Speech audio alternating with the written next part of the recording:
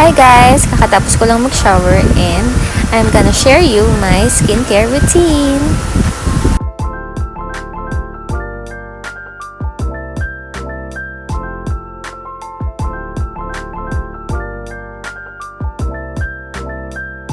So guys, ito nga pala yung ginagamit ko sa aking face kapag nagwawash ako.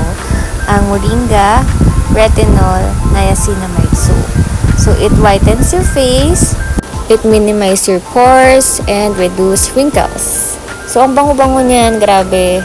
So, ganito ko pala siya gamitin. Binabasa ko siya ng warm water at ina-apply ko yung soap gently in circular motion until it lathered. Then, rinse. And after ko siyang i-wash, ayan, ang ginagamit ko naman is Regen Age Bakuchiol Niacinamide Face Serum. And by the way, the product is made from Ash Kitchen Homemade. This face serum is a powerful formula packed with bakuchiol and niacinamide.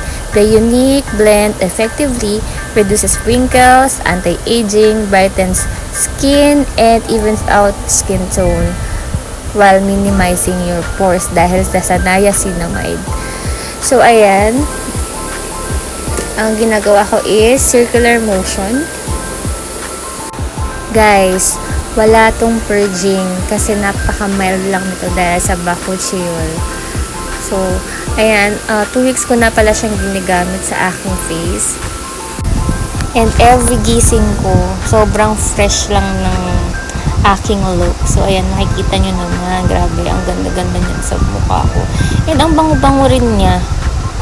Kung nasa 20s ka na at hindi ka pa gumagamit ng retinol, bakit?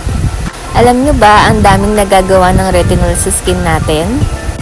And once you start using it, magpapasalamat ang skin mo. Pagdating mo ng 50s, and I can assure you na very effective siya. Actually, tinatarget nito yung rough pores, dull skin, fine lines, and wrinkles. 34 na ako and ngayon lang ako naka-experience ng sobrang freshness. At dahil ayoko pa, natatakot ako na magkaroon ako ng mga wrinkles, nagsimula na akong gumamit. So, kung kayo ay nasa 20s pataas, mag-start na kayong gumamit. Grabe, sobrang ganda ng retinol. Ang dami niyang nagagawa sa mukha mo. So, thank you for listening. Bye-bye!